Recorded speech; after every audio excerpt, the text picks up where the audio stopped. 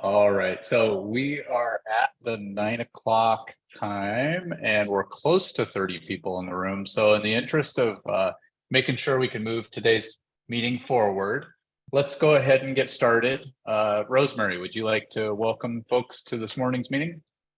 Thank you, Rob, and welcome everyone. I see some names I haven't seen before, so if you're new today, I really do extend our warm welcome to you and everyone coming back at the end of our week to talk together about resources and actions responding to homelessness in Pierce County. We have an open table and we work together to commit to policies and actions that promote housing for all.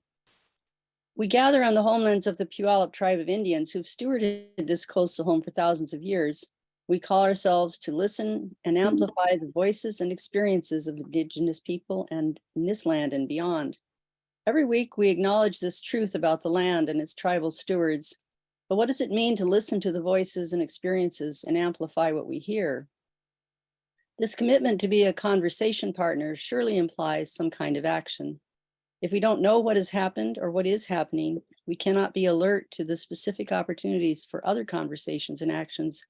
So today, I invite you to think of one thing you can do that would help you to be more aware and able to act on this acknowledgement. Excuse me. As a place to start, if you haven't seen it, check out the Puyallup Tribal News online and consider signing up for the tribe's e-news. And when considering listening and amplifying as a conversation, I'm reminded of the work of the poet David White, who spent a lot of time considering the conversational nature of reality. He argues in both poetry and prose, and rather sociologically as well, that we're necessarily being shaped by the world, while at the same time we are shaping it. The conversation is happening regardless of our embrace of or resistance to its presence. Of course, others may not do what we prefer in this shaping work, and we're not likely to fit neatly or much at all even into what they prefer. Yet something is inevitably shaped. Power differences clearly mean that some essential voices don't get heard, and that calls out for different kinds of power to be shaped in response.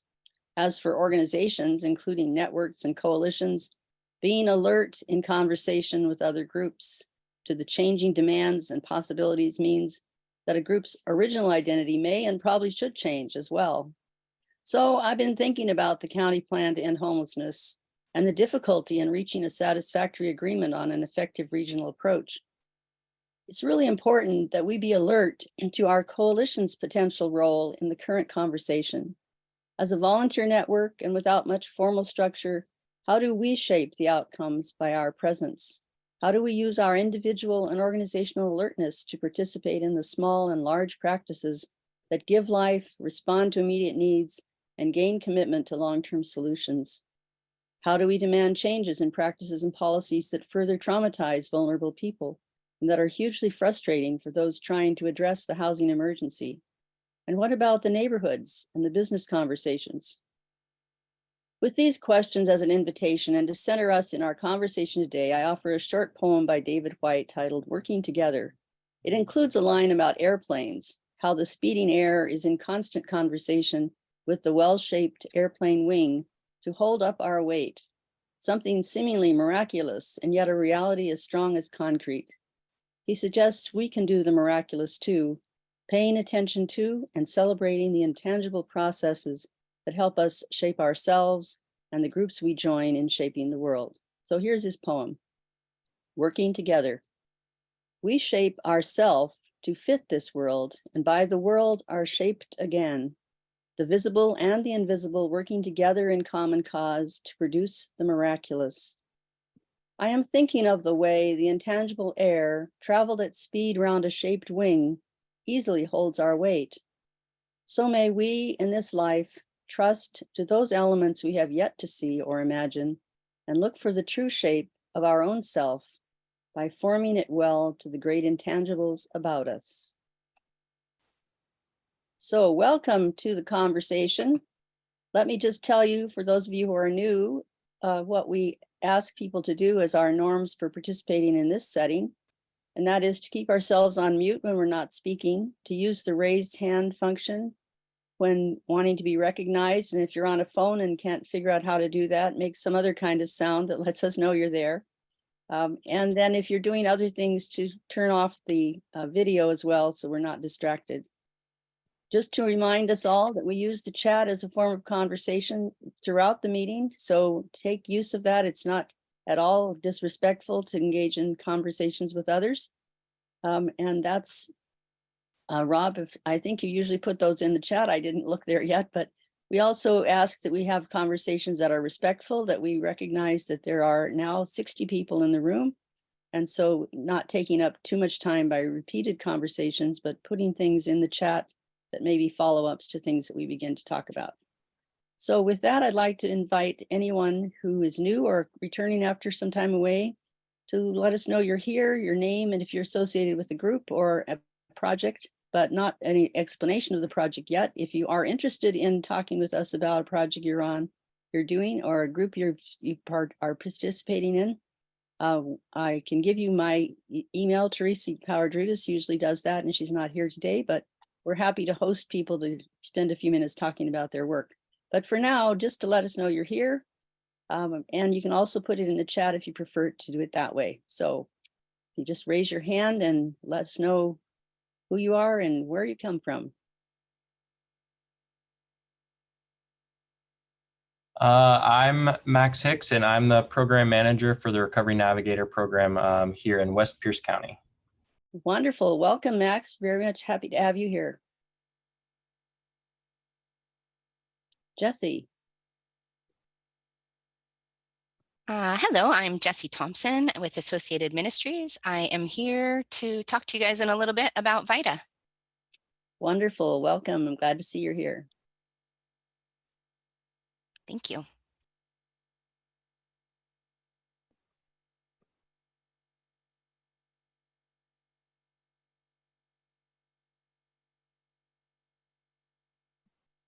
All right. Well, I don't see other hands right now, Rob. If you want to introduce yourself and reach out to others who might be doing similar work or meet some resource needs or have something to share, do that with the chat and I'll turn it back to you.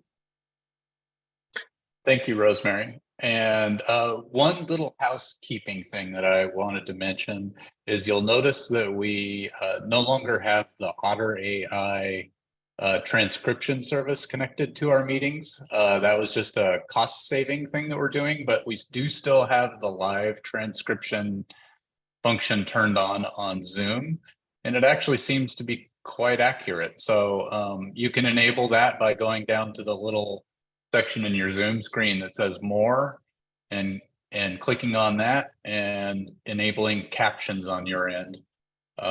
So wanted to just let folks be aware of that change. So let's shift to our regular first item we do every week, which is to talk about what people are seeing on the streets. I wanted to add a little bit of context this morning. I am seeing, looking at the 10-day weather forecast, that we have some cold weather, overnight weather coming up on, it looks like Tuesday morning and Wednesday morning, with a slight chance of some snow and rain mixed on Tuesday morning into, Tuesday morning. So I know that many of us are tired of the cold weather, not nearly as tired as folks who are unhoused, of course, but there is going to be a need to do additional focused outreach on Tuesday and Wednesday morning, it looks like, for yet another cold weather spell. So I just wanted to set that context. What we ask people to do is to just share either in the chat or raise your hand and offer some perspective of what you're seeing changing on the street this week, and any particular needs that the 70 some people in the room can help, maybe help fulfill. So let's get started with Bob. How are things out on the peninsulas? Good morning. Things have picked up steam. We've gone from about 25 miles an hour to about 250 miles an hour in the last 3 months, all very positive stuff. Just a quick, certainly thank you to Garrett, Delmar, Duke from TRM, and Richard. Thank you especially for taking the trek out to Gig Harbor to be part of the Bridge of Hope conversation in the community.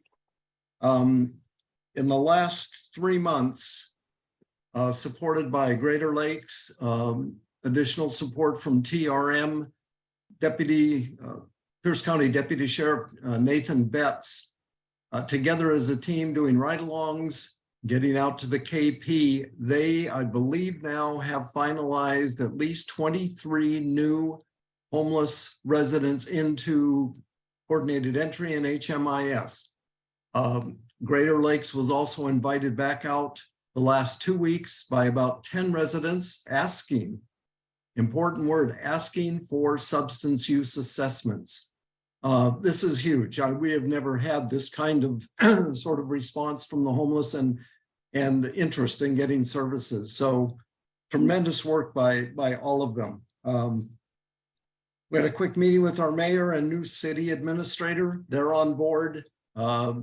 Rob, thank you for helping out with the information that's going to go to Rotary. That's a very important group here. So just, we're getting more help out. Really excited. It's nice to see some very positive things going on. Thank you, Bob. That's good news. Others with updates they'd like to share from what they're seeing on the streets. Jessica, what are your teams seeing?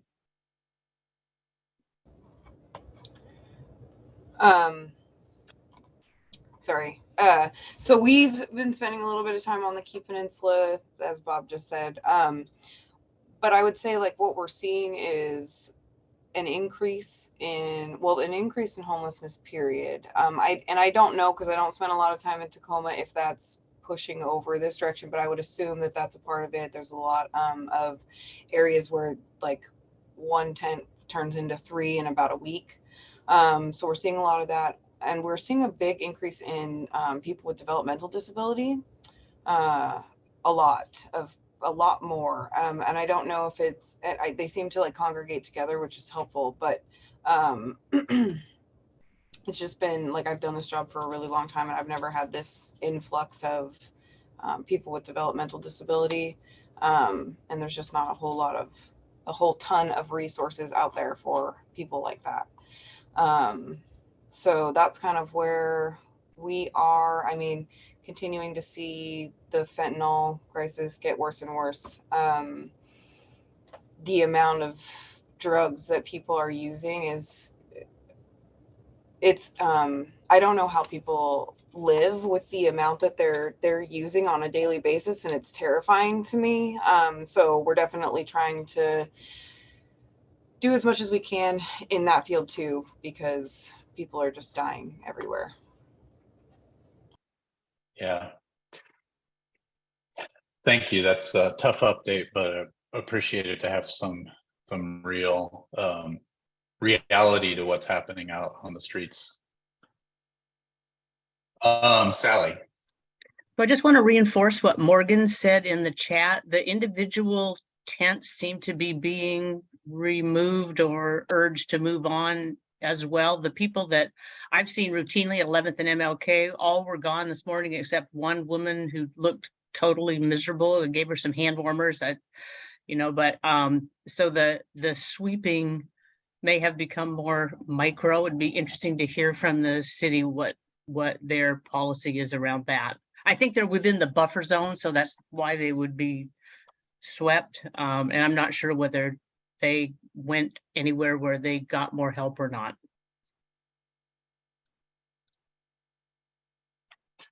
Thank you, Sally. Yeah, it does seem like people are being moved around much more, and not in, people are not being allowed to set up longer term spaces where they're staying. And because of that, everything is just transitioning everywhere. Medellin, and I probably screwed up your name horribly, so please correct me. It's Madeline, but you can call me Maddie. Of course. Hey everyone, outreach specialist with TRM. My job is to go into the field and see clients where they are. And I just wanted to kind of go along with what Jessica was saying. We are seeing an increase in, for me, aging adults in the shelter right now, I have 3 who I have no resources for and nowhere to place them. And all we can do is extend stays. And so I think resources for that would be very helpful because I find myself exhausting resources easily. And an increase in developmentally delayed or developmental disabilities in older, I would say like 30s, 40-year-olds who have lived with their parents for a long time, and then something happens to the parent, and then there's no services for them. And then also in the last week, the lack of detox resources for my clients and MAT services, and specifically my clients are coming in with no ID, and these services are requiring clients to have ID. And the hills and valleys that I went through for the last 48 hours to try to get one client MAT services or some type of detox was very hard and very limited. There needs to be more resources for that, but I'm not sure how to tap into that or where to find those. So if anyone has any more ideas, please throw them my way, because that is a huge problem that we're having right now. Thanks, Maddie. And actually, that's one of those things that I do know we're gonna talk on a little bit about the Blake decision and services related to that, and the Pierce County Alliance and what services they offer. So maybe there can be some connections made here. Yeah. Others with updates of what they're seeing on the streets? Anything you would add, Richard?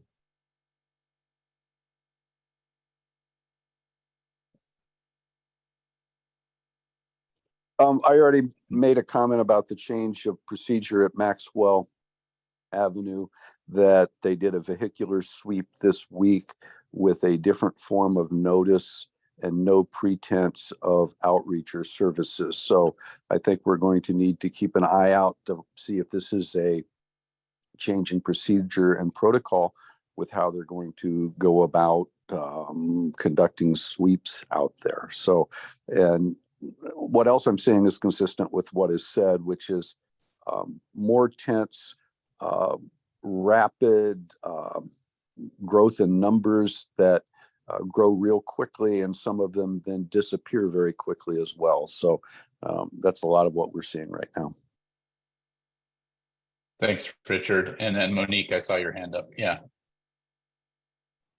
Yeah, I just wanted to say that what I've seen on the streets is there are still a lot of homeless folks who served our country. And can we get them off the street, please? Can somebody help me get them off the street? Also, is that Bradley Cooper? I know it says Kenneth King, but is that Bradley Cooper over there? You know, you're not the first person this week to say that. Growing my hair back out. A little levity is a good thing. Patricia. I just wanted to comment that Recovery Advocacy Day was yesterday in Olympia, where there were a lot of buses for like uninstalled like recovery, but there's another one for NAMI coming up in February 20th in Olympia. So it's a way to lobby and advocate for like services, particularly with mental and behavioral health, not just for mental and behavioral health, but also for resources and services for uninstalled. So thank you for letting me share. Yeah, thanks, Patricia. Appreciate your perspective as well. All right, any final on the streets items that people would like to share?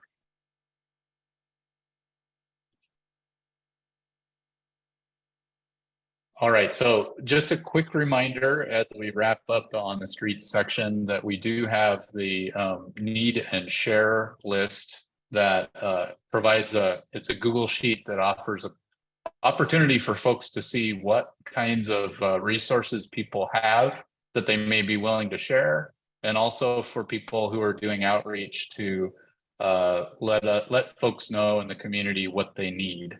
So I'll dig up that link and drop it in the chat here as the meeting continues, but just wanted to remind folks about that potential resource, especially with things like the cold coming up for a couple of days next week. So, yeah, Ryan. I just wanted to ask maybe a little more clarification about what Max put in the chat about you have to register as a recovery resident for housing. I don't know. It seems like it's another barrier to get people housed. And I have not been through the process. And so I don't know if Max or someone can kind of talk about it, because I think it affects us and it's something that's new that I didn't know about. Yeah, so as of January 1st, 2023, it's my understanding that recovery residences need to register with the healthcare authority. It's also been relayed to me that the healthcare authority can actually do a lot of the legwork on that. So if you are working with a recovery residence, you can give that contact information to them, and then they will reach out to accredit that recovery home. I was looking away for a second. Was that Ryan who asked that question? Yeah. Ryan, remember, you're not a provider. You might want to go through those steps anyways, but you're not a provider and you're not offering treatment. You're a renter, and you're not offering like the recovery houses, they do the whole like, let's work on this together while we're at the house, and they offer like programs and stuff like that.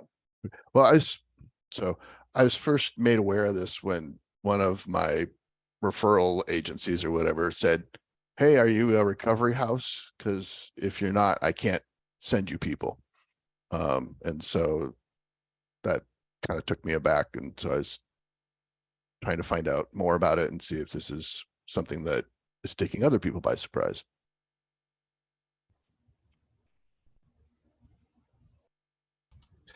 Yeah, thanks for that conversation, Ryan.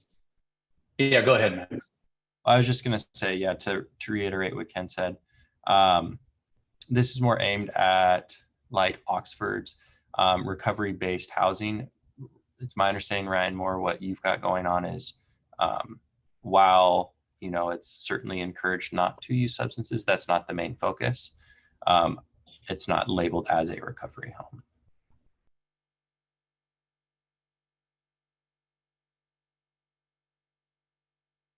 Okay, so appreciate everybody's input on the streets section of this morning's meeting. I do think we need to move on to our next item, and I know Max and Kenneth, you'll be talking about your services here shortly. But first, let's do our community spotlight. And Jesse Thompson from Associated Ministries is going to talk about the VITA program. So you're up, Jesse. Good morning, everyone. Again, just came to tell you guys about VITA, Volunteer Income Tax Assistance. So we have 7 sites set up around Pierce County. They all kicked off this week. You can go to United Way's website. You can go to our website. Any of those places has all of the sites in Pierce County, including AARP sites. So taxes are free to file with VITA and or AARP sites. There are a couple of really what do I want to say? Specific differences between the two. If you go to a VITA site, you have to make $54,000 a year or less for them to file your return. If you go to an AARP site, it doesn't matter how much you make. And AARP sites are not age restrictive. So that's really important to know. So let's see, what else can I tell you? You can call 211 to make an appointment at any of our VITA sites. There's also a link on our website and on United Way's website where you could make your own appointment if you have a computer, or you could make it for someone. Reasons to file income taxes, even if you do not have income. The earned income tax credit can get a return. Also, Washington State is doing a working families tax credit. Starting this year, they can get up to $1,200 for that. And that one is available for anybody with an ETIN number. So even if you don't have a social security number, you can still get the Washington State return tax credit. So send people to get their taxes filed. Do you guys have questions? I bet people have questions. yeah, just use your raise hand, wave your arm, whichever, if you have questions about the program.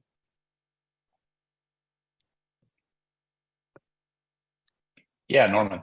That was, I know the answer. I just wanted to say big props. They also could do prior year's taxes. So any of us serving the homeless community and they didn't get their stimulus checks, VITA can do 2022, 2021, 2020, and 2019. And the 2020 and 21 were the years that people got the stimulus checks. So if you didn't file your taxes for 2 years prior to that, they didn't get their stimulus checks. Also, if you're working with the homeless population like I am, please take the time to go down to the IRS, because I know my people sometimes don't get their W-2s. There's a wage and income tax transcript that the IRS in downtown, you have to schedule an appointment, can do, but you have to be specific. You have to say, I need a wage and income tax transcript with the EIN numbers not truncated so I can prepare taxes. Just a little shout out. Great job, Jessica. hi, Norman. Thank you.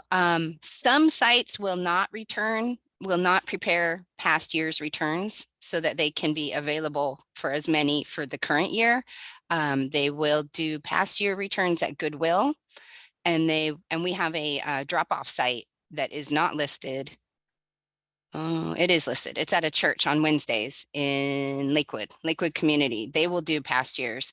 And we have hired somebody to stay on through the tax season this year. So we are going to open a site after April for people to file either extensions or past years returns.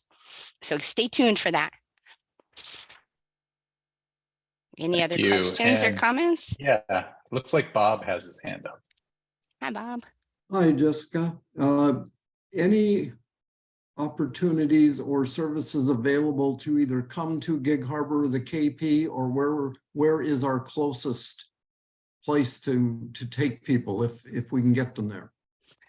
I'm not sure what's happening outside of Tacoma and Pierce County. The IRS website shows every single VITA and AARP site.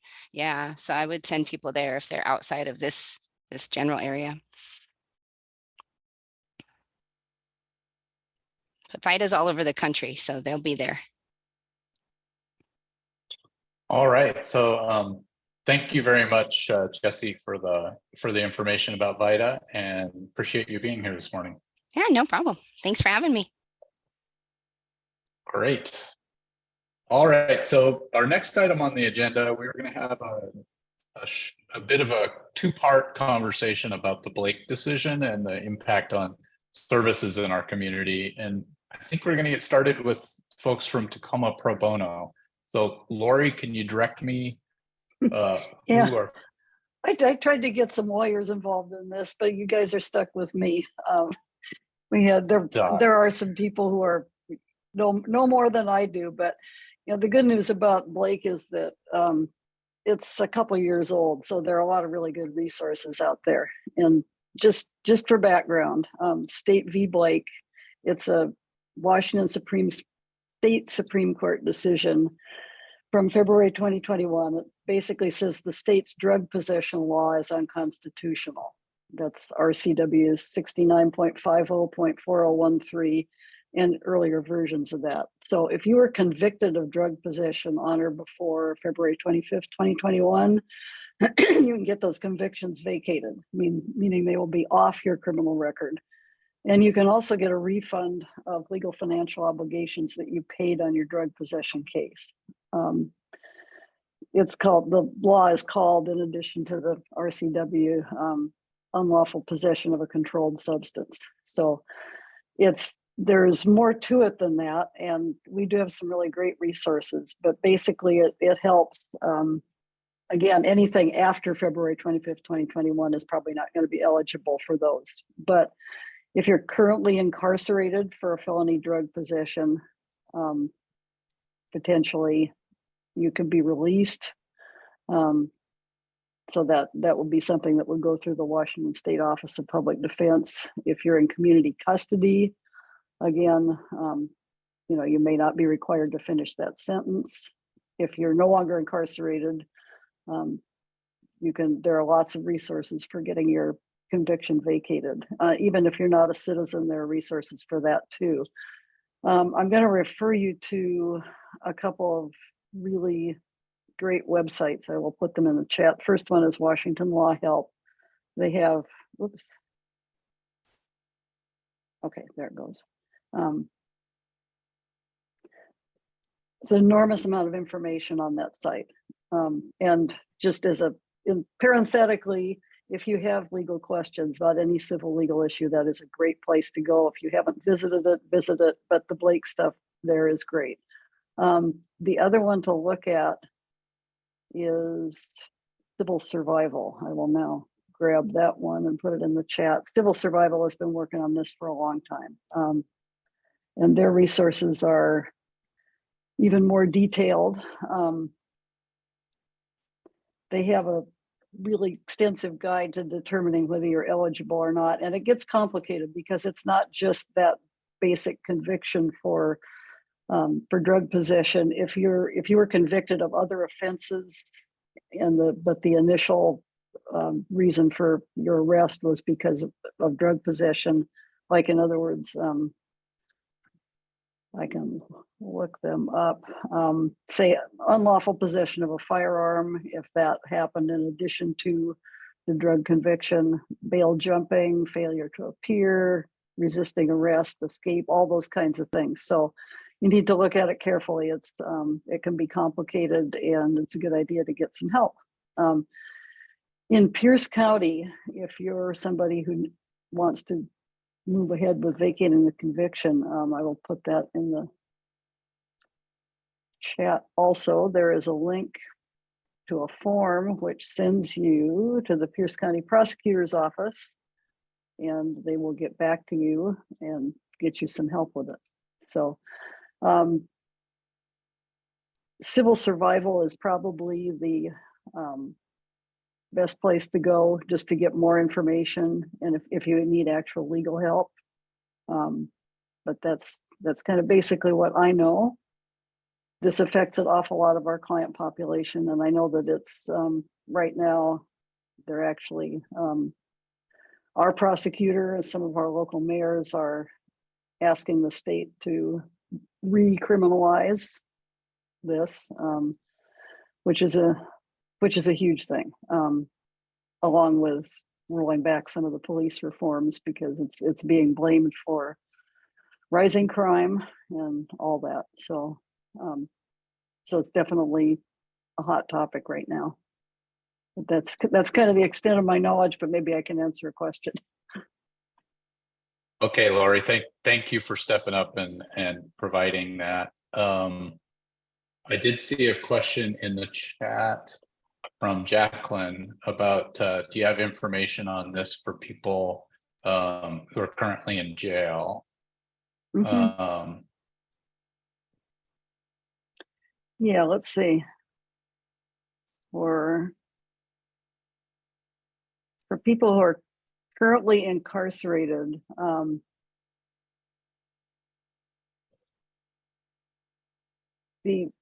basically what's happening is that our local public defender's office, which is different for each county, it's a priority for them. That's the place to go to work on that. So if you haven't heard from your public defender already, go ahead and contact them. There's well, heck, I'll put that. This is the general website to go to find your office if you're not in Pierce County. Just contact your public defender, and they will take it from there. They're bearing the brunt of that. And then there's one more question from Dr. Jarvie about what is Civil Survival? Civil Survival is it's a great organization. It was started by Tara Simmons, who's now in the legislature. It is basically all about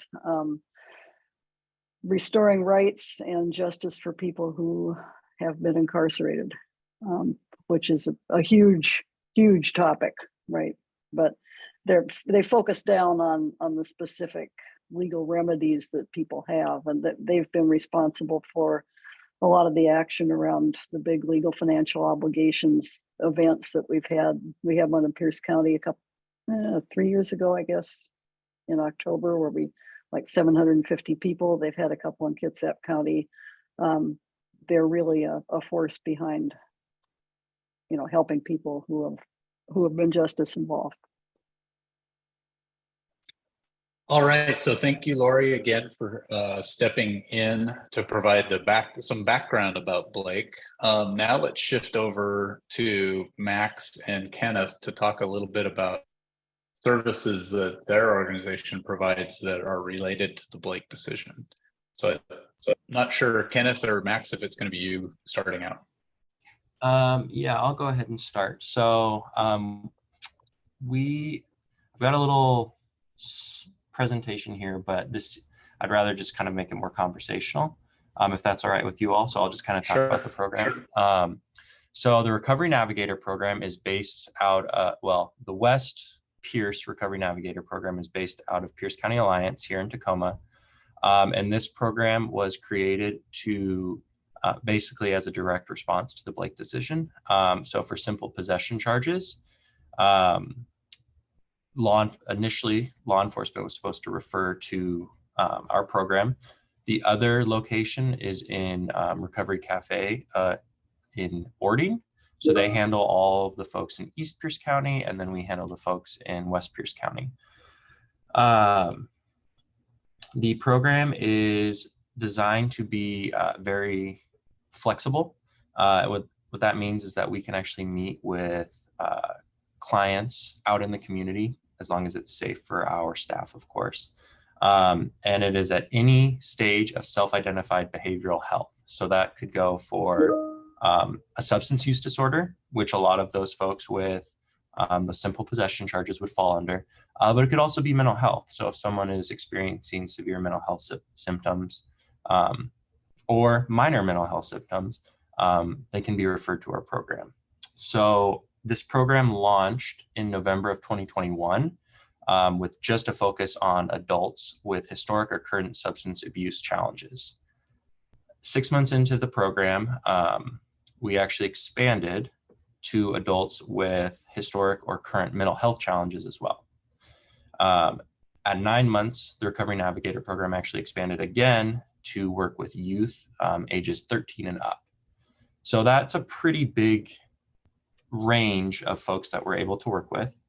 Another thing that I brought up is that it's a response to the Blake bill. However, quickly into the program, we realized that if we're only accepting law enforcement referrals, that there's other folks who need help, and we want to try to get to those clientele before they're law enforcement involved. So we can realistically receive email or receive referrals from anybody.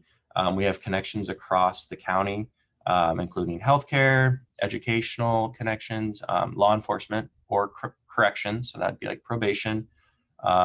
Some of the libraries have referred to us, other social service agencies, and then just informal, community connections that we may have. So like I said, we can meet out in the community where they're at. They can meet here at the office. One of the things we do offer on a case-by-case basis as well is transportation. So hypothetically, if someone is needing, say, transportation to treatment, that is something that internally here at Pierce County Alliance, we can help set up through some of our other programs because we've got an inpatient coordinator here. And if they need transportation to actually follow through on that treatment, we can help with that. Let's see. So it is a completely individualized program. What that means is that our recovery navigators can help people make sense of the chaos that they're living in and prioritize their to-dos towards stability. Stability is a really personalized thing. So for some folks, stability is, let's look into housing resources. For other folks, stability is, let's get you a mental health assessment as soon as possible, et cetera, et cetera. But our recovery navigators do a great job of helping kind of guide that conversation so that folks who are experiencing homelessness, high engagement with law enforcement, things like that, those behaviors begin to change. We can also, it's open-ended. So there's times that someone may come to our program for very acute services, meaning they just need a referral to like a treatment facility or something like that. There's other times where people need ongoing help. And, you know, we really shift the services that we deliver based on the need of the client. All of our navigators are certified peers. What that means is that we're all in recovery from mental health, substance use, and just other major life circumstances that give us a certain element of empathy and understanding as to what the majority of our clients are going through. This program is pretty cool too, because it's actually started to drive some of the other programs that we've seen in the area. So here at Pierce County Alliance, we're starting to have certified peers in other programs. We've got a peer pathfinder who works directly with jails. And then we've also got certified peers in our felony drug court program, in our family recovery court program, and then in our misdemeanor mental health court program as well. So that's really cool to see the benefit of having a certified peer on, because some of our other programs are starting to implement them as well. Let's see. So one of the benefits too for this program is that we respond to referrals within 45 minutes. That is huge because so often, you know, if somebody's law enforcement involved, for example, they might get referred to a treatment agency, and you know, it takes a while to get there. We are there to kind of bridge that gap to get folks the services that they need as quickly as they need them and not waiting.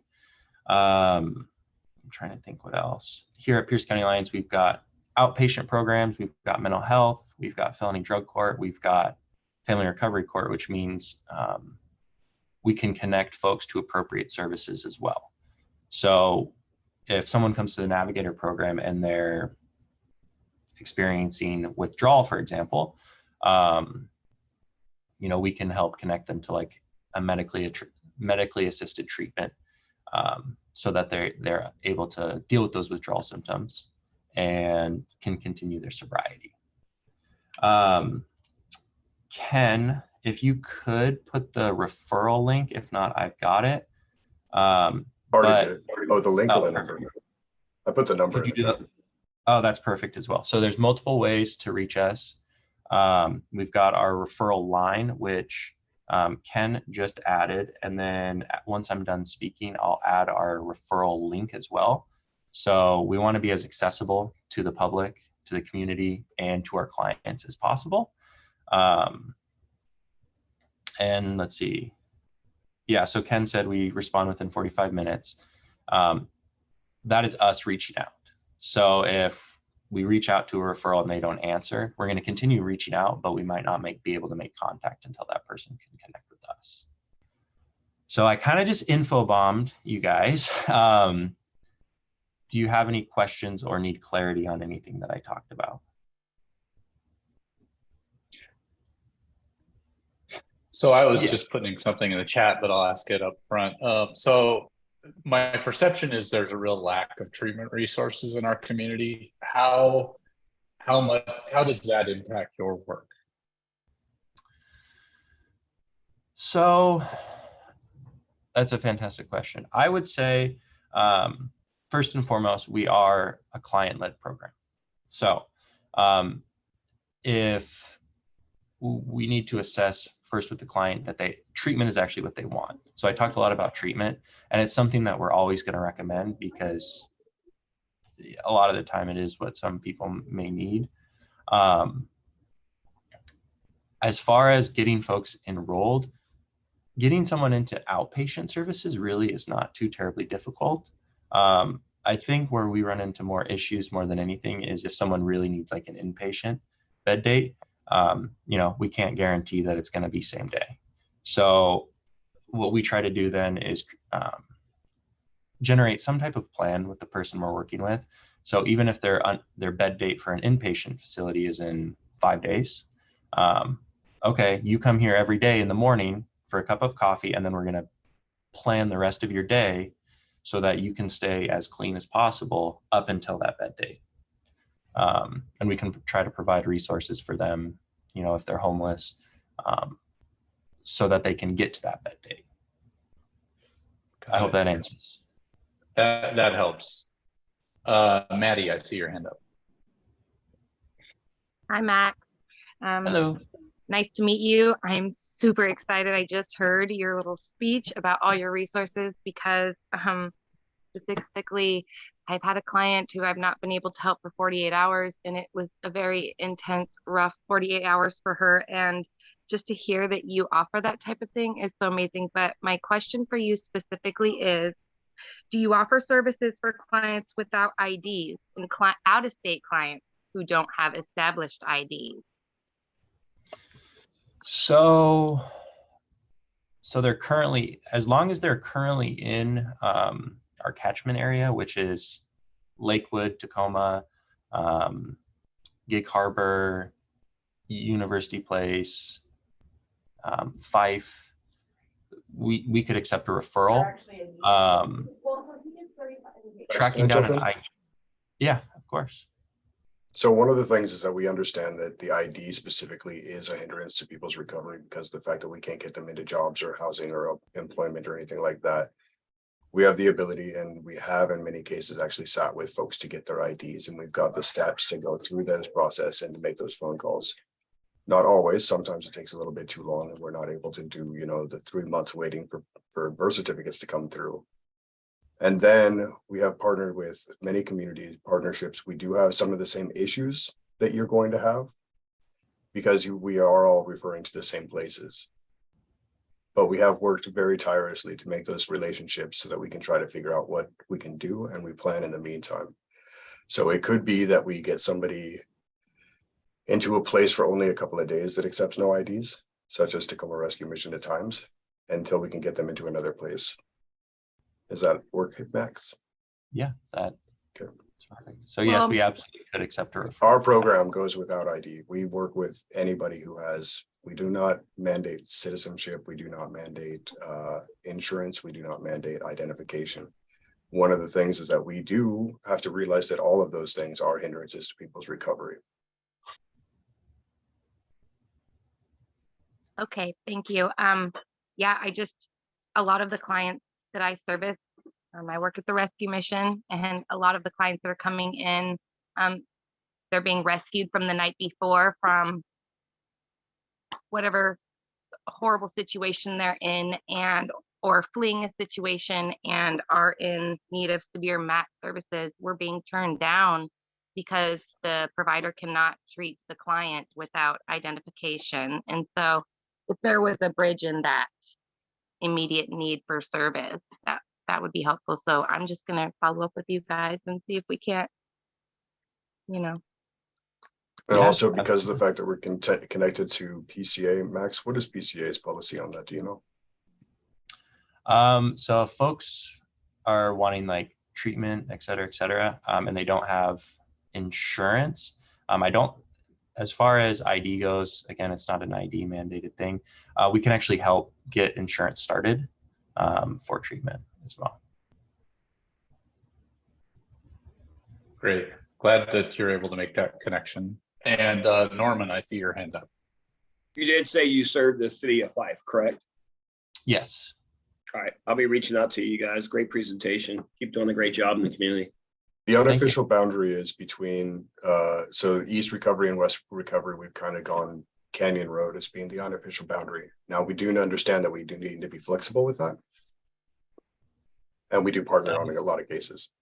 And I was just going to say, if it's ever close, we're able to refer to them as well and just kind of coordinate with them and what's going to be best for the client. Because if for whatever reason there's somebody who's kind of a tweener, as we could say, and it would be better for them to work with us or better for them to work with them, it really doesn't matter to us. It's whatever's going to be most beneficial to the client. We like the folks over at East R&B. Yeah. All right, thank you. And Bob. Quick question on scope of area covered. You may have just answered it. I'm assuming from what I just heard that there is no service to Gig Harbor and Key Peninsula in this program. Nope, Gig Harbor and KP is us. Okay. So there is, and I can double check this for you, Bob. In our grant, it is a 45-minute response to a referral, unless it is a rural referral. So I actually worked with one person on the Key Peninsula, and from our office, getting out there took me, I think, like 52 minutes. So because it is further out, you know, there might be that obstacle. However, we still respond to those referrals. And who do you accept referrals from? Everyone. Anybody. So it initially started as just law enforcement referrals. However, quickly into the program, we realized that we can really open up our scope. So because it is all self-identified mental health or substance use disorder, it could be a concerned family member, it could be a full-on, you know, provider. It doesn't necessarily matter. Okay. Yeah, thank you very much. Greater Lakes is, as I mentioned earlier, got a burgeoning, strengthening presence here. And CLR was kind enough to share with us that they've opened a Gig Harbor office, both for the mobile unit, but also case management for mental health. But they are accepting at this time, as I understand, just referrals from emergency services group, fire department, police department, so forth. We wouldn't want to just put your number out there. I think it's really difficult to manage 3 or 4 calls you might get and try to respond to in this area. Maybe we should talk and see if that's okay with you, or if there's maybe an agency or somebody that we could route these requests through initially to make it streamline it. I don't know. Yeah, I'm certainly open to having further conversations about that. Okay. Thank you. I'll actually put my email and office number in the chat here as well. So if anyone has further questions, they can. So while he's doing that, Max, is it okay if I explain what we have done with other agencies? Certainly. So we have partnered with many agencies throughout the county. One of the things that we've done, agencies, churches, community programs, one of the things that we've done is we've given them our phone number, because the easiest way that we can do this when somebody has like somebody who is staying near their house or somebody who is staying near their church is to have them start those conversations and build those community connections, and then call us, and then we can schedule a time to come down and do like the documentation, the same as we would with anybody else. Because one of the things is that we understand that some people need the structure of meeting in our office. Some people need to be in their own safety zone, and that can look like near their home or at a cafe near their house or at a local library, wherever that we have to meet somebody. And so we have met with churches where they've offered us a room to like sit and chat with their parishioners or their clients for their social programs. Is it okay if I'm going to make a clarifying statement really quickly? We are not a crisis team, and that is one of the things that we've unfortunately not been able to push forward on. Crisis is crisis. We do not have the ability to, come out and stop somebody who's in the middle of hurting themselves. We will give you the contact information for the mock team. We'll give you the contact information for 911. We will even sit on the phone with you and talk you through it if we have to. What we do is we try to build the relationships with people who are on the way towards crisis and divert them away from crisis. In many situations, we've already built plans with people who may go into crisis, so that when they are hitting that point, they know where, like we've already set up, like this is the place you want to go, such as the crisis center, CRC or RRC. This is how long you want to go there. While you're there and stabilizing, then we'll talk to your doctor, etc. And then that's when we work best. If it is a crisis call, please call 911 or call the mock team. And I wanted to also answer Dr. Douglas Jarvie, your question.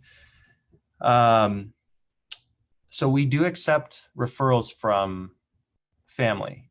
However, if the client opts out of service, that is totally their choice.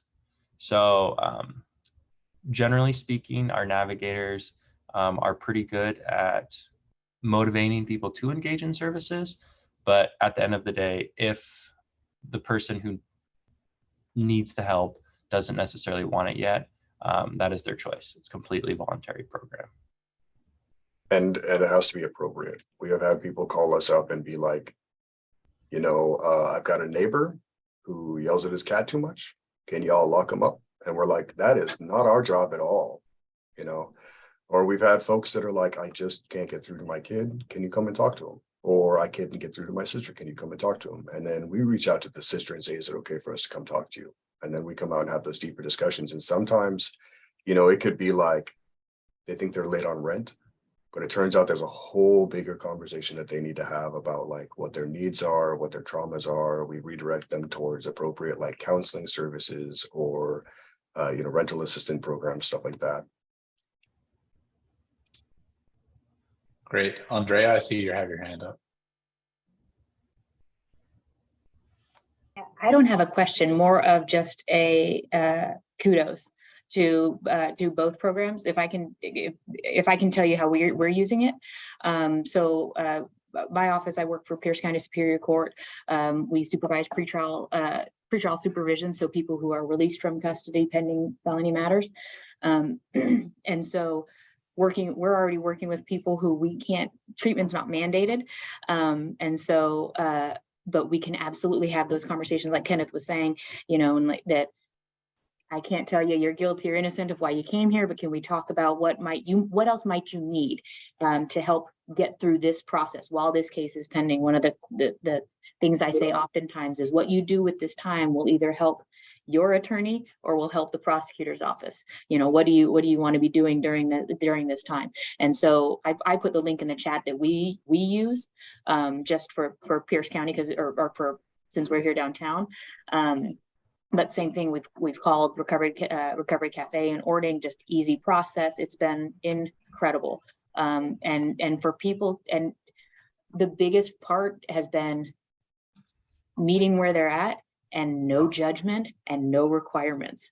I mean that in a good way, because of course, you know, originally, and it helps build my credibility, our office's credibility too, in that we'd make a referral to, you know, that we are trying to help, and that if you don't do it, you don't do it, but know that that's an option out there for you. So we've had, when people have come back in, hey, they called me back.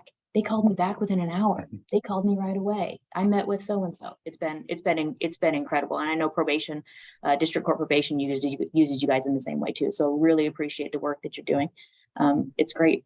It's been a huge gap being filled for us. For East, I didn't mean to interrupt, but for East Pierce County, now I did say in the chat earlier, so West and East Pierce County we've had to do our programs a little bit differently in order to best serve our community and their needs specific. So this is part of a clarifying statement because the reason that we're here is we were talking about the Blake decision, and I don't know if it was said out loud. So we are the official Blake diversion program. You all are going to hear a lot of folks talking about the Blake bill as it's in legislative right now. You're going to hear a lot of people saying the diversion program. You might hear them say that they've never heard of it or they weren't able to access it. That would be the RMP programs for each county. Now, our county, we have 2. Some counties are still starting theirs up. Every county is going to be different, and every program is going to be slightly different for their program. Now, back to Andrea's statement. Absolutely. Like we start off a lot of our conversations saying straight up, we come at this with no judgment or no assumptions.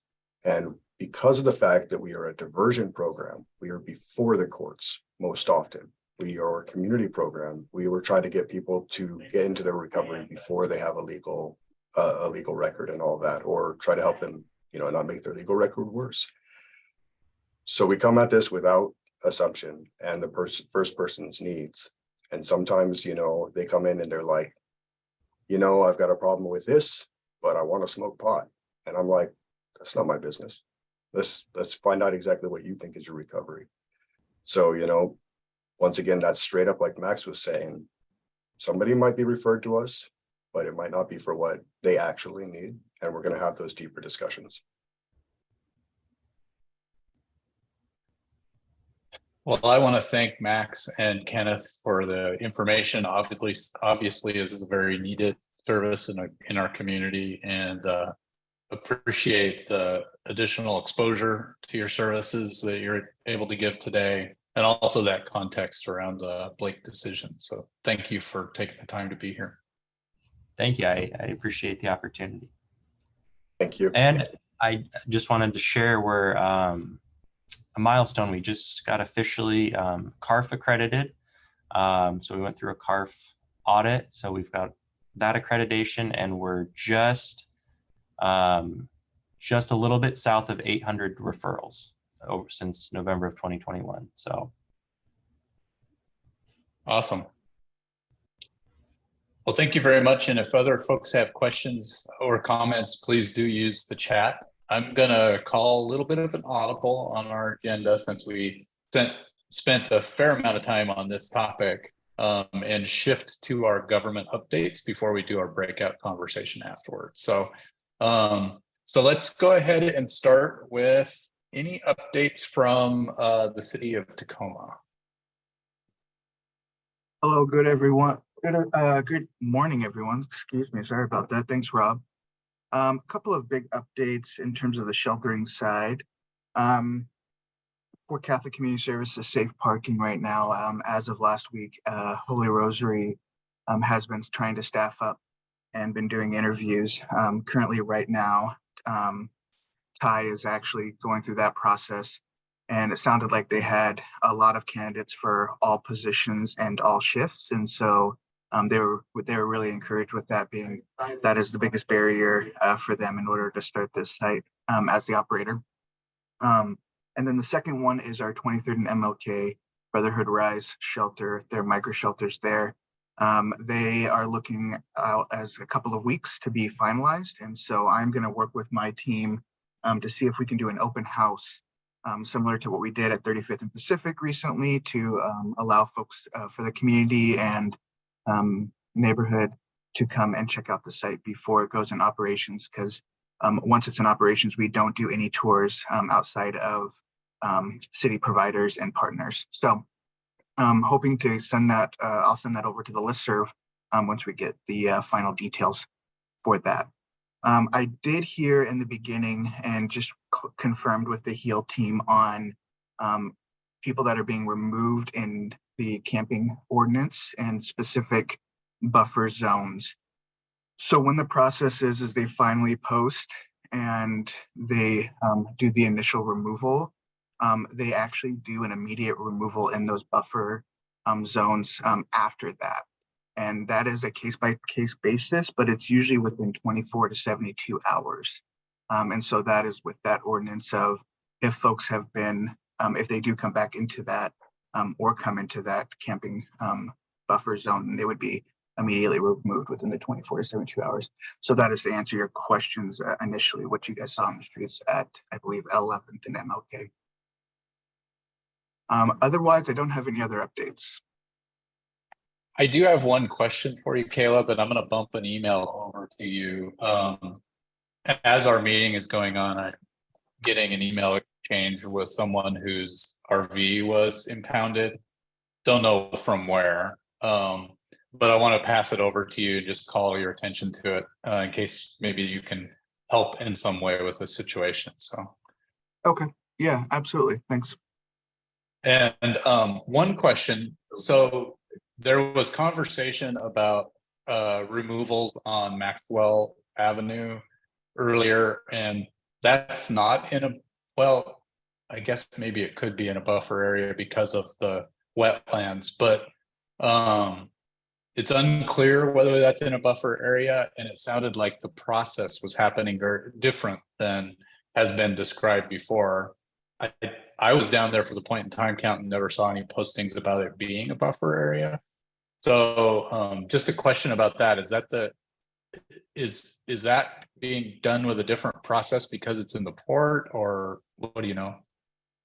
Yeah, and so I think for that Maxwell, that's primarily vehicles, correct? Yeah. Okay. Yeah, so for vehicles, and so that is a little bit of a different process. So that one is specifically a vehicle nuisance policy. So typically what happens in those ones is if those are vehicles that are reported for vehicle nuisance, so they may be out of commission, they may not, they're kind of maybe a little bit noticeable of rough around the edges and something, and that's citywide. What typically happens is a 311 report will come in on a vehicle, and we make an initial outreach to those individuals if somebody is actually living into that vehicle or not. And so we initially make those outreach efforts to just let them know they're kind of on a 7-day list to see if they stay around there for 7 days.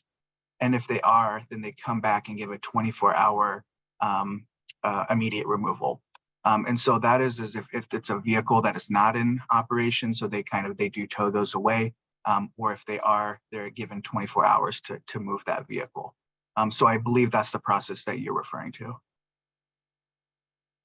Okay, and those are posted by putting like a notice on the windshield, or? Yep, exactly. Is that how that happens? Yeah. Okay. So Richard had a question in the chat about, has a citation or arrest happened as a result of the camping ban? I'll have to get back to you, Richard and team. I have not heard of an arrest or a citation being issued, but I can reach out to my TPD partners as well to verify that. And I can probably do that by today. And then one more question for you from Jennifer. I actually have two quick questions about things you just mentioned. Once the people are put on a 7-day list in vehicles that are deemed nuisances, is that for anywhere in Tacoma then? If they're found anywhere in Tacoma, then they will get that 24-hour renewal or removal notice? Yeah, so that's anywhere within Tacoma. And that, that 7 days depends on, of course, a lot of things. It might be a little bit longer because of workload for the team, but that's anywhere. So I know that that's happened in my neighborhood, which is Central Tacoma, who is not in the buffer zone, but we do get occasional RVs and vehicles, people living in our vehicles, and I have seen them tagged for a 24-hour and seen them around for 7 days. So I know that's happening within the city. I've seen that too in our neighborhood, but I mean, if they move to a different site within that 7 days, does the 7 days start over then, or is it 7 days for anywhere in Tacoma? I see what your question is. Thank you for clarifying, Jennifer. As I understand the process, if they move, they get another 7 days. Okay. Yeah. And then my other question was about the immediate removals from the buffer zones when people come back. Is that if that specific person has been removed before, or is it if someone who wasn't there before shows up in a site that was previously cleared, would they be immediately removed as well? Jennifer, we must have had a conversation before this because I asked this exact same question. So we're on the same page here. It is anybody. So if they may not have been in that removal before and they go into that, they would still be given outreach, but they would be given an immediate removal too as well. So it would be 24 to 72 hours, depending on the situation. So even if they were in it before and then they came back, it would still be the same process if they were never in that buffer. Okay, thank you. Yeah. And Jeffrey. Caleb, what is the status on Veterans Village? Is it going to continue past June? Yeah, actually, this is a good question. So we will be going and touching base with Elizabeth and the TPU board and Jackie a little bit, just to kind of understand the process of what we need to do to renew that, and whether that's that's a possibility. We've been talking with Monique and Tammy directly about our hopes to be able to continue to keep that site there. I don't particularly like to show hands about favorite sites, but it is a very unique site in the fact that when you are there and the population that is being served and the population that is often there, it is a different greeting when you come there. It is a very powerful site to be a part of and to see those folks who reside there. And I personally have a love for that specific shelter. But for the city of Tacoma, we always look at the reasons why we set that up and to make sure that those are consistent with the community. And so I just want to be able to make sure that we give every opportunity, especially for our veterans who are a priority population for us, to have a way to get towards safe housing. So I think we're all encouraged by that site, and it has been a very successful site. And we typically we try to do everything we can. If it does depend on financial commitments and stuff like that too as well, but we are trying to prepare for that as well. So we will know. We have given I've given them in a couple of different areas. I don't think I've said this in terms of the whole coalition, but at Safe Sites for All and with Monique, we have an April date, early April, to make sure we have a final decision. But it was asked recently on how coalition members, especially ones that are really attached to this specific site, how they can advocate to TPU.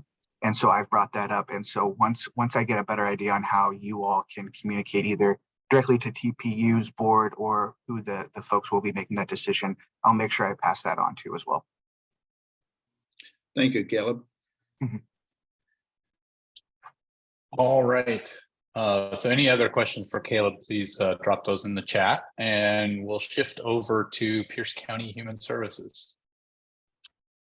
This is Jeff. I have nothing to give an update on today. All right. Well, we're glad you could join us anyway. And how about folks from the Tacoma Pierce County Health Department? Hey, everybody. This is Jenny. Let's see, what do I have? I want to let folks know right off the bat about some events and vaccination work. So there are 2 COVID vaccine clinics. They're going to happen at Shiloh Baptist Church Shelter. And the folks there want to open it up to anyone in need of a vaccine. So the dates are February 18th and March 18th from 11 a.m. to 3 p.m. I'll put that in the chat. I'm working with our Medical Reserve Corps coordinator, Amber, here at the department to go over the adult vaccine clinic numbers from 2022-23 season, which is sort of fall and winter season. They actually supported 3 Project Homeless Connect events and did 3 events at Tacoma Rescue Mission this season, which were really successful. And they're still working to try and connect with somebody at Nativity House to see if they can round out their season with a clinic there. And those are, for folks who aren't aware, those are adult vaccinations aside from COVID. So things like hepatitis, zoster, flu, what else? Pneumonia, those kinds of vaccines. And so that's a great partnership that we continue to work on. And I'm going to meet with them in May to make sure that going into the fall and winter, I can advocate for their resources to be used to continue to help our unhoused neighbors.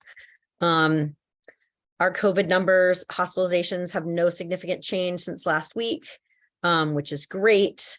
We still have testing going on at the Lakewood site, which will continue 4 days a week through May. Vaccines are continuing at Lakewood. So I know that folks have probably heard about commercialization, which means that as the public health emergency comes to an end, things will start to be shifted over to being commercialized, where folks are going to have to pay for vaccines and testing and things like that. But a lot is still really unknown. So I will keep you posted on that. But for now, we're sort of keeping on, trying to provide those resources for the community. So any questions for me? I don't think Isaiah has any updates, but I'll have him say hi real quick. And sure. And I'm not seeing any questions. Okay. I'm happy to answer questions in the chat throughout the meeting. I usually hang out for the whole meeting. So I'm here if anybody needs me. Thank you. Awesome. I have no updates. Hi, y'all. Jenny is so brave for going off camera because I look tore up from the floor up right now. I'm going to spare you all that, but I currently have no updates from EH. But if folks have questions for me, I'm also will be here. All right. Thanks for being here, Isaiah. And Courtney, sorry to hear you, you caught the Rona, as you put it. All right, so let's see. I don't think we have anybody from the Department of Emergency Management on the call, but just pause for a moment in case. All right, so let's shift back to where we would have been in our agenda. Appreciate everyone's patience. Let's do a quick review of last week's conversation, and I know that Timothy already sent this to the mailing list as a PDF for everybody, but I'm happy to share it on screen. Timothy, you want to talk through it? Sure do. So we talked about the advisory board recommendation around the Pierce County Coalition or the Pierce County Comprehensive Plan. And there were 3 recommendations that were summarized thusly. There's the link where you can find the plan, and then further down on the page, there's the consultant's report, which is like 18, 20 pages, something like that. And well worth reading. I want to say that our conversation around the options was pretty superficial. Because most people hadn't read the plan. And I want to point out that Rosemary has offered herself as a point person to center discussion about how the coalition should respond to the plan. So, thoughts that you have in that direction should be directed toward her. Just a second, let me.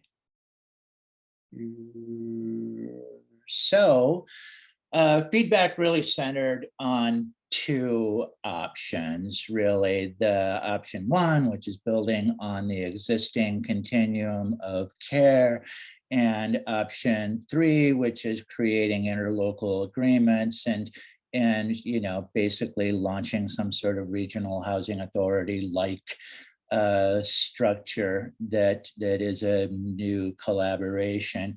And option 2 was identified in the report as basically a necessary step towards the success of option 3.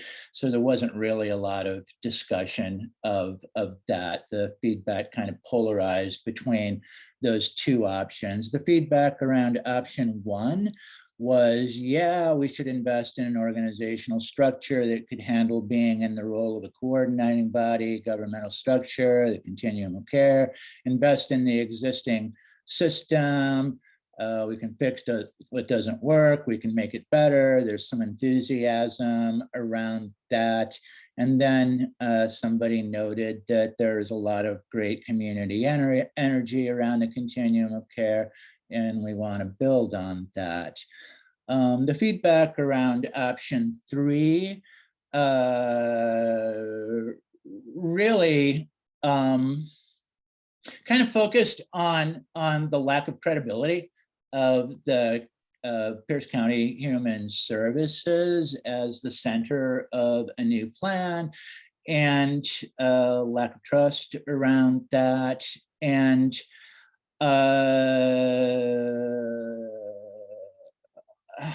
the feeling that going with option 1 is a sort of a default concession to hosting it within Pierce County Human Services, and a lot of feelings around that, and also the sense that option 3 offers the sort of like thorough reconstruction and thus access to expanded funding opportunities and so forth that we're actually looking for. That's sort of the short of it. There were some additional thoughts, the highlighting of the importance of lived experience and not re-traumatizing people through the system. That's something that comes up a lot. There was something there kind of cryptically tantalizing about how the report really is from one person.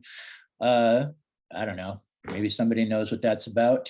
And then there's this comment about how the recommendations don't reflect the principles and values of the report. And I've got to say, the journalist in me, having read the report, needs to say that the report begins, proceeds with, and ends with homage to the principles and values of the plan. So, you know, as the saying goes, we're entitled to our opinions, but not our own facts.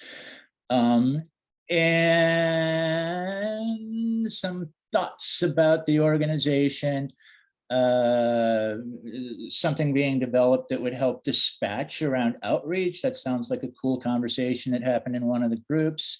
And some thoughts about not creating bogus empowerment loops, which is always a good idea. As always, I noted some of the resources that were posted through the chat and just threw them in the bottom of the list. I'm going to continue doing that practice, and I'm going to continue banging these out to the listserv as soon as I can get to it, so that you've all got that as a resource. And that's it. Thank you, Timothy. You're welcome. Yeah, and I know you initially thought maybe we didn't have enough from that breakout conversation I to do a know, summary, there but was it actually better than I comes thought. together. Yeah. Yeah. Appreciate it. So we're going to talk about the comp plan more here after our breakout. I'm going to actually abbreviate our breakout conversation a little bit just because we're running short on time in today's meeting, but I do think we still want to do a breakout. And let me explain a little bit about what triggered the topic for today's breakout conversation. So the announcement came out earlier this week, actually maybe at the end of last week, that Mayor Woodards in Tacoma is going to do the 2023 State of the City address coming up in March. And in the conversation at the steering committee, it was brought up, you know, maybe we should discuss what are the things that we would like to hear. And I recognize this is a very Tacoma-centric question, but it actually can apply to communities across the county. So if your community was going to do a state of the community report, like Tacoma is doing here in March, what would you like to hear your leaders say about homelessness in such a report? And I don't want to feed into the conversation too much, but what I was thinking of is, you know, what do you want to hear your leaders in your community say that they're going to do is a great way to frame this. So what I'm going to do is set up small breakout rooms. I will go for 7 rooms. There's 58 of us here. That put about 8 or so folks in every room. And for the next 10 minutes, on top of networking and getting to know each other, just talk about what would you like to hear from your community leadership about what they're doing for homelessness in 2023. Please, as always, have someone take notes in your breakout, and so you can paste it back here in the chat, and we'll come back here at 10:33. Thank you, everybody, and welcome back. I know that was not a lot of time. 10 minutes goes by pretty dang quickly.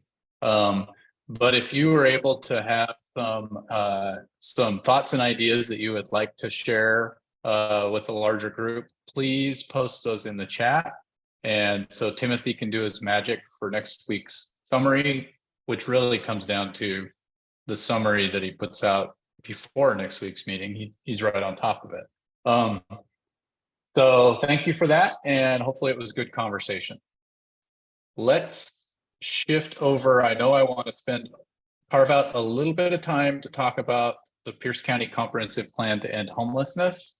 And Courtney, if you want to weigh in on this as well. I did want to share that there is a second meeting regarding of the advisory board for that comp plan that will take place this afternoon from 3 to 5. It will happen on Zoom, and people can go to the comprehensive plan page, I believe, to find the link to go to that meeting.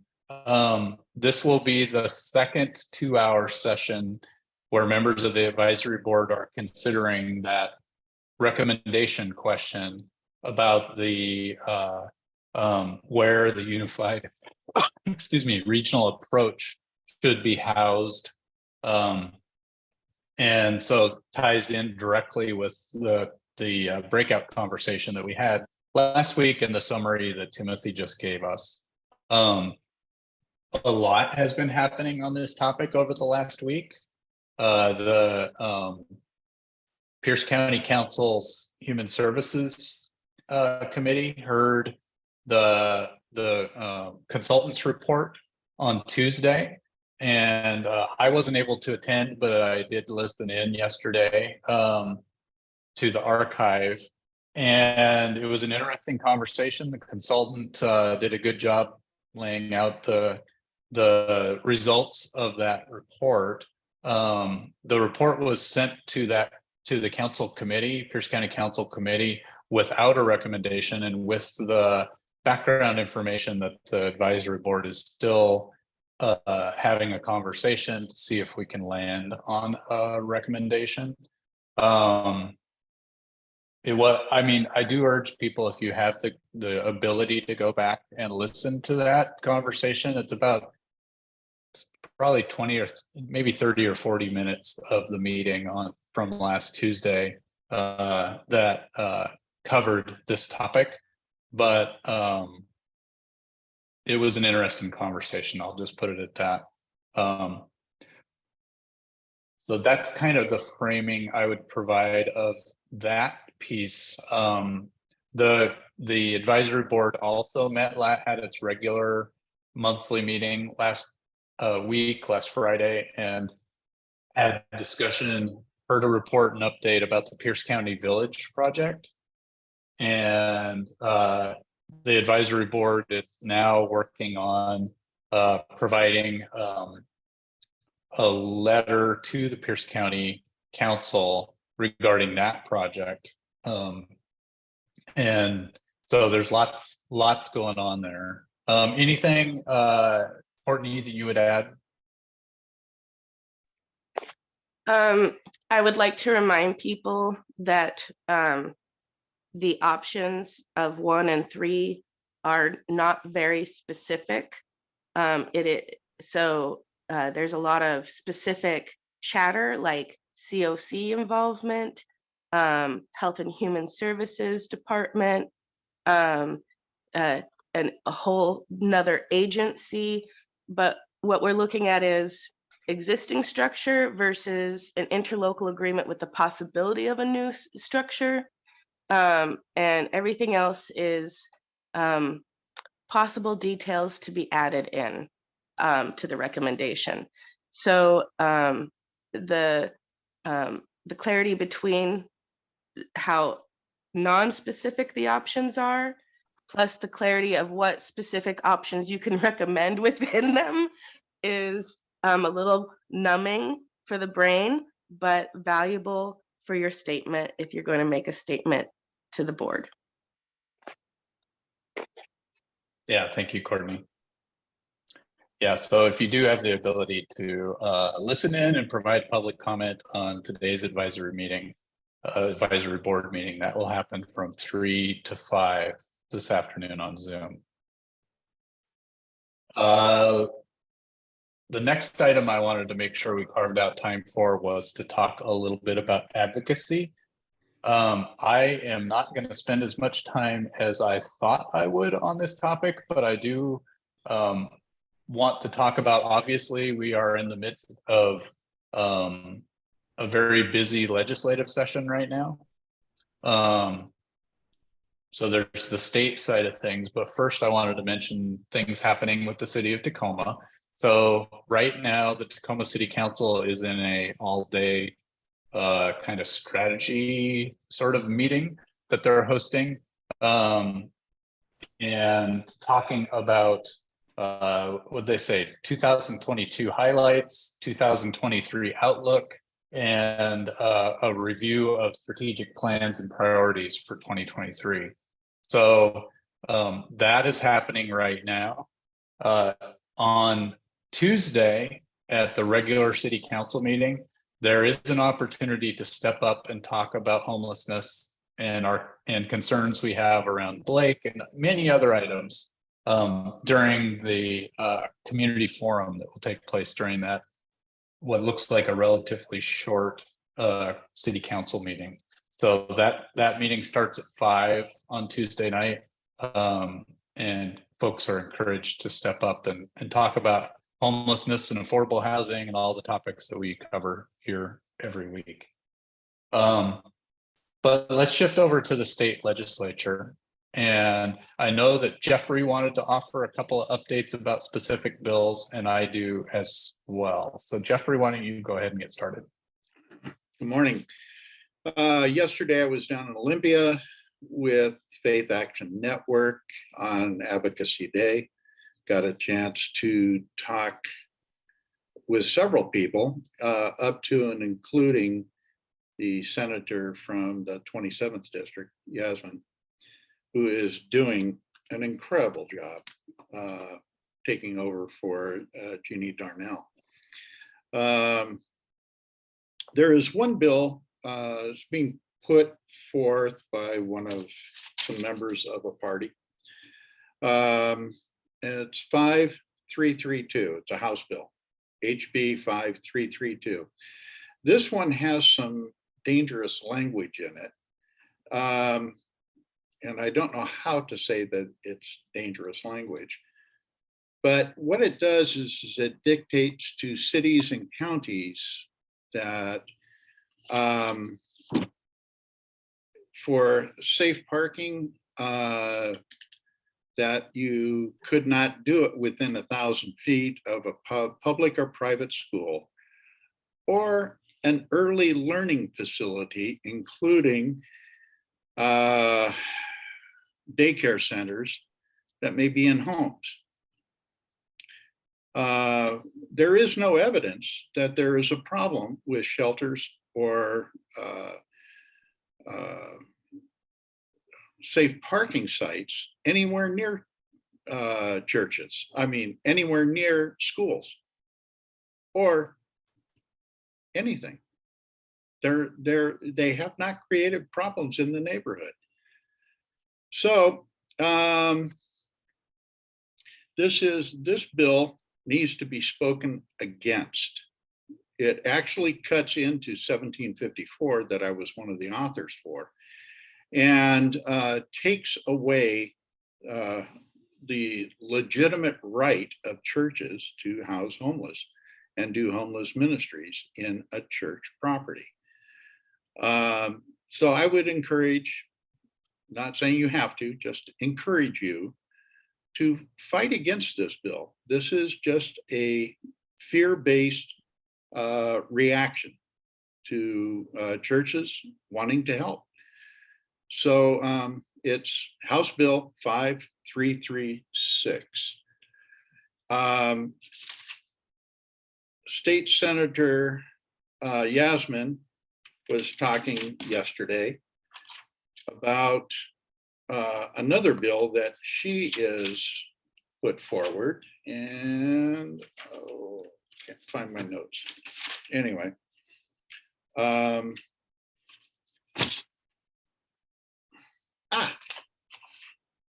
where is it? Anyway, there are several other bills. There's a $400 million budget put forth specifically for housing.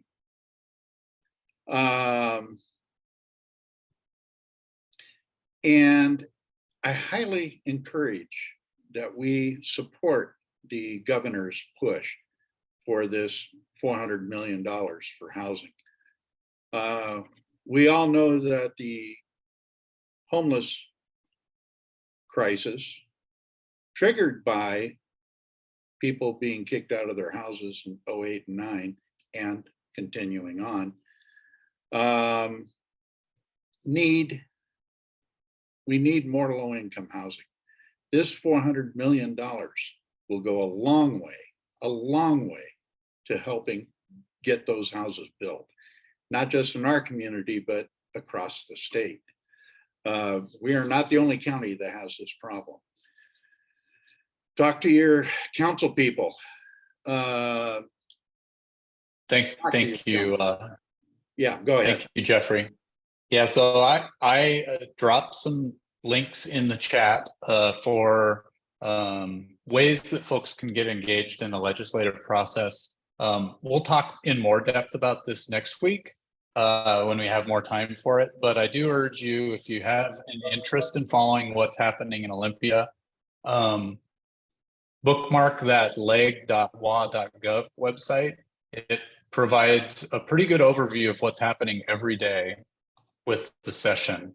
And then, of course, you can watch legislative meetings on tvw.org, as well as see daily summaries of what's happening in Olympia.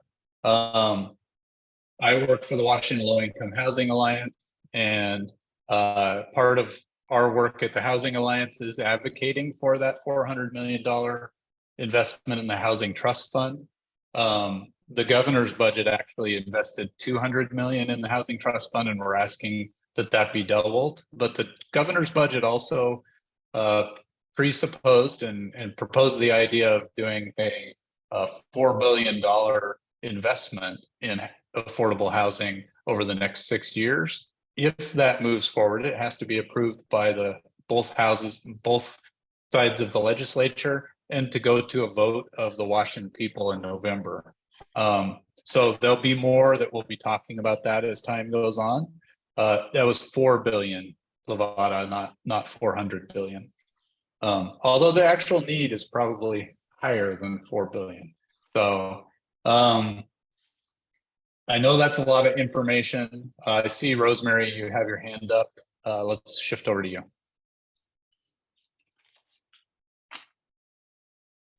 Jeffrey, I looked at both numbers you gave for that troublesome bill and I can't find it. So if you would find what it is exactly and put it in the chat, that'd be great.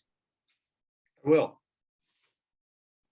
It's HB 5332, not 6. I looked it up and it doesn't show, so. Okay, it's still going to, that is. Maybe has it not been introduced yet? Is that why? I think it's still working in executive. It hasn't gone to committee yet, but we want to be forward on this one. Thank you. CHOP is friendly to homeless groups, contrary to where he was as the Speaker of the House. So utilize him. He's real good. I saw him yesterday. And I did see Yasmin. So those of us who live in the 27th districts, check in with her. She has some bills that she has put forth.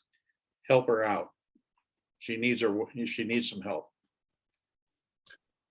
All right, so let's shift away from the advocacy work, and one real quick housekeeping thing. So I'm going to need to leave this meeting by 10:55 so that I can open, ironically enough, a meeting with the legislator and some constituents in another space. So I know that typically we have planning take place in this space after the meeting wraps up. Lori and or Rosemary, would either of you be willing to take over as host of the rest of this meeting so that I can do that? I can do that. We'll see how I do. I can do it too. Okay. We can both do it. Okay. Put Why us don't both I in make there. Put us both in there. Yeah, So we take care of each other. yeah, so I'll make you the host, Rosemary, so that I don't accidentally close the room, and I'll make Lori the co-host. And the next item on our agenda would be an update from the folks at the Safe Sites for All Committee. All right, thank you, Rob, and good luck with your other meetings. And Jan, if you want to go ahead, that'd be great, or whoever else wants to speak for that group. Yes, Monday, everybody's invited. Monday noon, Zoom, register on our website. We will not have Alan, our newest safe parking site is Holy Rosary, to be managed by Catholic Community Services. The manager of that program is Alan. He's not going to be there, but we will talk about it. And I am pleased to say that the city of Tacoma has taken interest in the Safe Sites for All work that we do, and Caleb and others from the city of Tacoma will be there. So perhaps we'll have an update from the city of Tacoma. And what Jeffrey has talked about as far as a threat to the safe parking network program that we have. Hopefully we'll get, there seems to be a little confusion over the House bill number, but we need to push for advocacy on that, because that is just another distraction and another barrier. Safe parking sites have been shown to be effective and safe for folks inside and outside the parking lot. And also, if we could get an update on from perhaps Councilmember Denson from Pierce County on what is the status of Northeast Tacoma site on Monday, that would be great. I will not make it, but Rob has agreed to host that meeting, and everybody is invited. And thank you for this. Okay, Rob, I see you're going, but I don't know how to make Lori a co-host, so I'm stuck. Okay, so all you do is on the participants list. If you click on her name, actually in my situation, you mouse over her name. There's a little section that says more. And actually, I can fix it before I leave. I can reclaim host and do it. Yeah. I just haven't ever done it before. So anyway, as No we're problem. thinking about taking care of that, we have any other committee updates of any kind. We're going to have next Thursday at 3 o'clock, we'll have a meeting of the Race and Equity Committee. We meet once a month. That isn't up on the website yet, but I'll send it to Rob so he can put it there. And we can have some creative conversation. I know the COC is re-looking at how it can have its race and equity group have more impact as well. So if you're interested in that conversation, look for that site for next Thursday, the third week of the month. And are there other committees that have met in the meantime that would like to make a report, or work groups?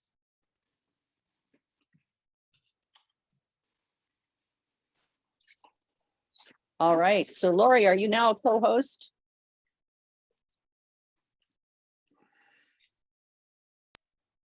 I can't tell, but I'm sure he did it right. All right, well, we hope he did. Jan, you have your hand up.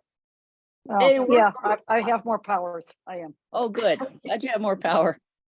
Okay, this is in reference to a work group. I have an RN who is working on an academic goal, who is contacting shelters to help our coalition have accurate information on available bed space. It is a very nuanced situation, and the shelters have been very welcoming to us as we go around and introduce ourselves. We will make daily phone calls to find out what available, and Dawn is her, not Dawn, Paige is her nickname. Paige has been contacting the shelters and updating. She has been given the instructions by Garrett on how to update each day the available bed space, because as hospitals know, and emergency departments know, and social service agencies know, it is cumbersome to make phone calls or knock on doors of shelters only to be turned away because there's not a bed inside, or you don't fit the particular profile that allows you to go inside. It is extremely challenging.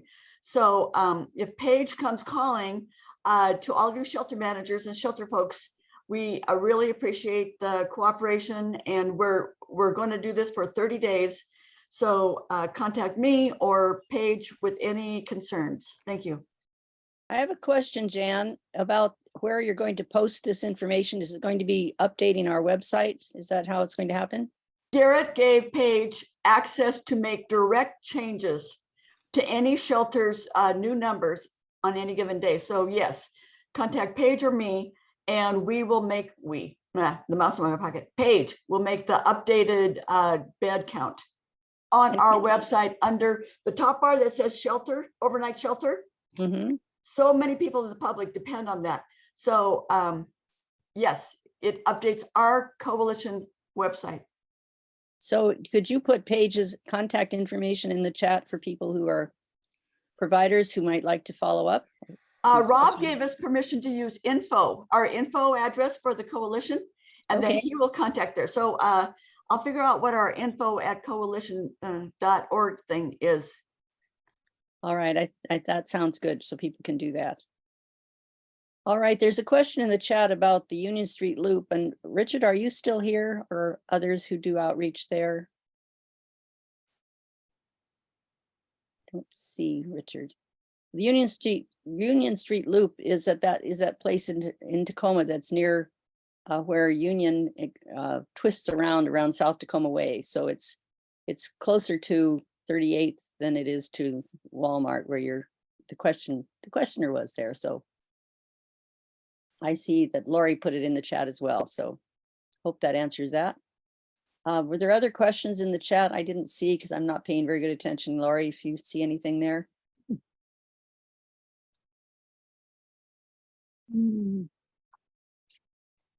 No, that's good.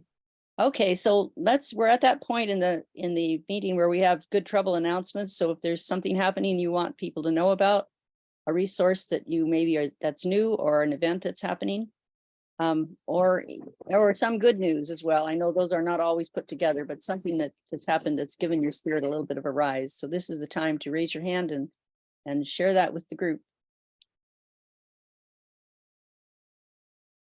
Lori, if you can see anyone's hand too, just call them out. That's fine.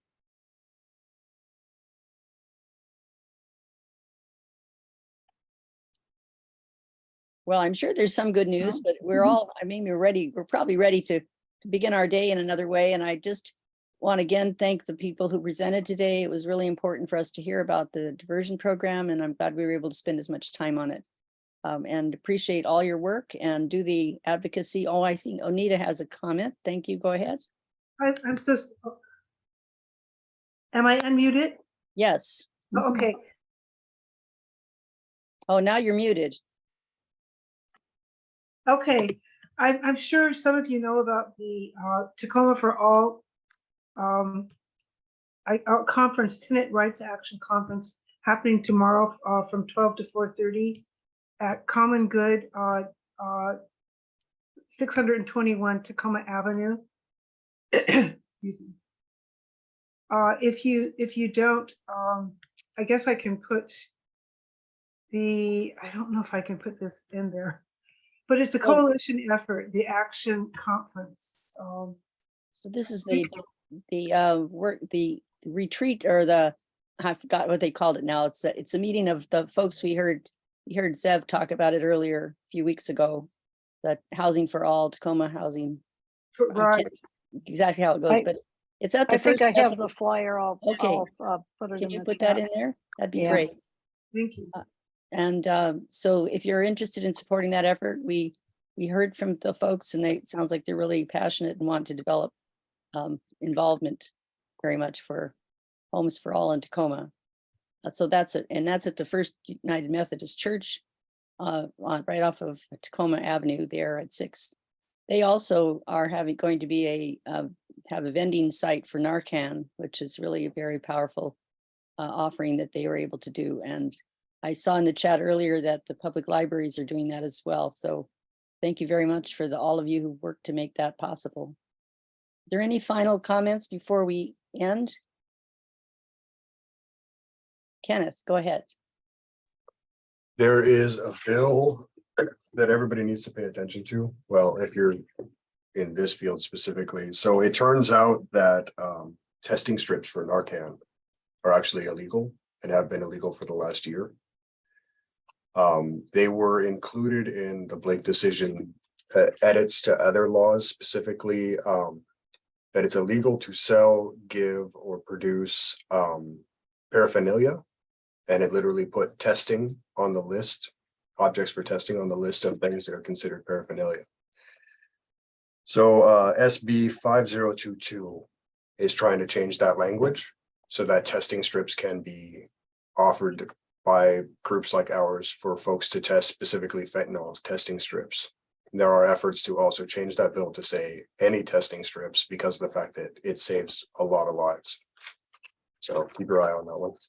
Thank you, Kenneth. Well, if you could put that in the chat before we end this, that would be great to just the bill number and people can look it up.